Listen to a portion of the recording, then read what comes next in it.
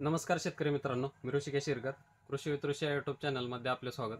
Video खूप informative असणार आहे, त्यामुळे व्हिडिओ शेवटपर्यंत बघा आणि व्हिडिओ कसा वाटला हे कमेंटमध्ये नक्की सांगा. आणि आपल्या चॅनलवरती जर नवीन असाल तर आपल्या चॅनलला सबस्क्राईब करून घ्या, कारण शेतीविषयक जे काय नवीन व्हिडिओ आहेत तर ते आपण आपल्या चॅनलवरती पोस्ट करत असतो. ते तुमच्यापर्यंत सगळ्यात आधी पोहोचण्यासाठी जो काय बेल आयकॉन आहे तर तोही प्रेस करा. तर शेतकरी मित्रांनो, आज आपण या व्हिडिओमधनं पाहणार आहे की जे आपण पिकाला खतं वगैरे देत असतो तर ते खतांसोबत जे काय आपण कॉम्बिनेशन करून देत असतो. कारण ज्यावेळेस शेतकरी खत टाकत असतो तर ते काही एक खत टाकत नसतो की वेगवेगळ्या खतांचं कॉम्बिनेशन करून आपण आपल्या झाडाला असेल किंवा आपल्या फळपीक असेल किंवा भाजीपाला असेल यांना आपण देत असतो तिथे.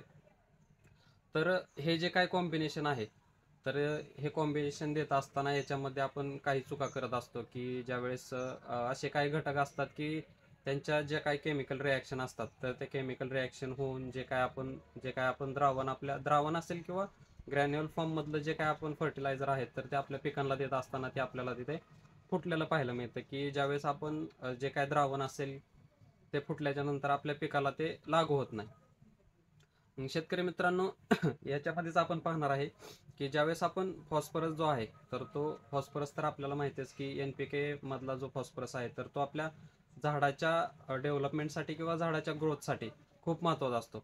ज्यावेळेस आपण चांगल्या पद्धतीने फॉस्फरसचं मॅनेजमेंट आपल्या झाडांना करत असतो त्यावेळेस जी काय झाडाची डेव्हलपमेंट असेल, ग्रोथ असेल, ते आपल्याला चांगल्या पद्धतीने आपल्याला झालेलं तिथे पाहायला मिळत असते.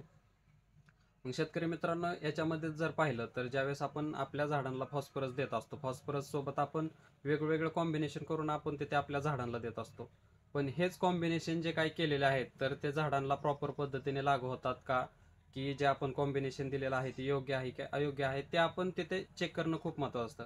काही वेळेस काय होतं की ज्यावेळेस आपण फॉस्फरस आणि जे काय दुसरे द्रावण तयार करत असतो किंवा जे कॉम्बिनेशन तयार करत असतो, ज्यावेळेस आपण झाडांना देत असतो तर त्याचा आपल्याला चांगल्या पद्धतीने रिझल्ट आलेला आपल्याला पाहायला मिळत नाही.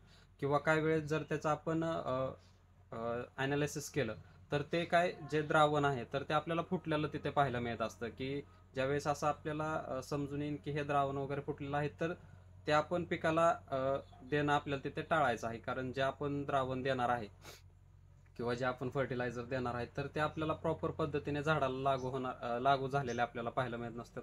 आणि जो काय आपल्याला रिझल्ट आवश्यक असतो तर तो आपल्याला तिथे मिळत नसतो. तर शेतकरी मित्रांनो, ज्यावेळेस आपण फॉस्फरस हा कंटेंट जो काय आपण झाडाला देत असतो त्याच्याबरोबर आपल्याला जे काय सल्फेटयुक्त जे फर्टिलायझर आहेत, दुय्यम दर्जाचे जे काय सल्फेटयुक्त जे काय फर्टिलायझर आहेत तर ते फॉस्फरस सोबत देणं टाळायचं आहे. त्याच्यामध्ये जर पाहिलं तर झिंक सल्फेट असेल, अमोनियम सल्फेट असेल, फेरस सल्फेट असेल, हे जे काय सल्फेटयुक्त जे काही खतं आहेत तर ते फॉस्फरस सोबत आपल्याला देणं ते आपल्याला टाळायचं आहे.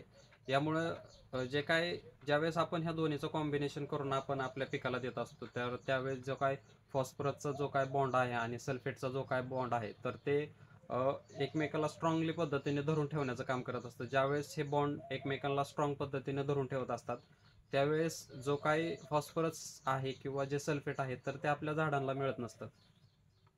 त्या दोन्हीचंही काम आपल्याला तिथे पूर्ण पद्धतीने झालेलं आपल्याला पाहायला मिळत नाही. याच्या व्यतिरिक्त जे आपण काय करू शकतो की जे काय आपल्याला बाजारामध्ये जर गेलं तर खूप साऱ्या कंपन्या आहेत की त्यांचे जे काही रिलीजर नावाने जे काही बॉन्ड रिलीजर आपल्याला पाहायला मिळतात तर ते आपल्याला तिथे वापरणं खूप महत्त्वाचं असतं की ज्याच्या मदतीने आपल्याला जे काय बॉन्ड याचे जे स्ट्रॉंगली बॉन्ड तयार झालेले आहेत तर ते बॉन्ड आपल्याला तिथे वेगवेगळे करणं तिथे खूप महत्त्वाचं असते की ज्याच्यासाठी आपण रिलीजर वापरू शकतो.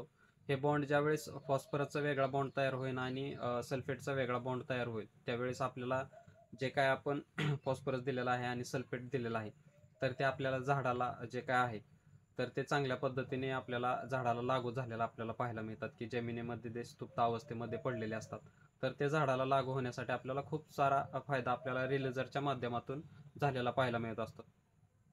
ज्यावेळेस आपण झाडाला रिलीजर वापरत नाही किंवा ज्यावेळेस हे बॉन्ड स्ट्रॉंगली पद्धतीने तयार झालेले असतात त्यावेळेस जो काय आपण NPKचा जो घटक देणार आहे त्याच्यामध्ये फॉस्फरस सोबत तर दिलेलाच आहे, पण ज्यावेळेस नायट्रोजन आणि पोटॅश हे आपण ज्यावेळेस झाडांना देणार आहे तर तो आपल्याला त्यावेळेस जो काय नायट्रोजन आहे आणि जे काय पोटॅश आहे तर ते कच्चं पोटॅश आणि नायट्रोजन तयार झालेला पाहायला मिळतो.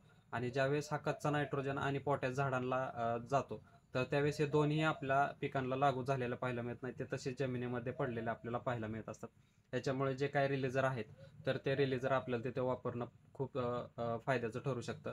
त्यामुळे जो काही कच्चा नायट्रोजन आपल्या पिकामध्ये पडलेला आहे तर तोही चांगल्या पद्धतीने आपल्या झाडाला लागू होतो, आणि जो काही कच्चा पोटॅश आहे तर तोही आपल्या झाडांना चांगल्या पद्धतीने लागू झालेला पाहायला मिळत असतो.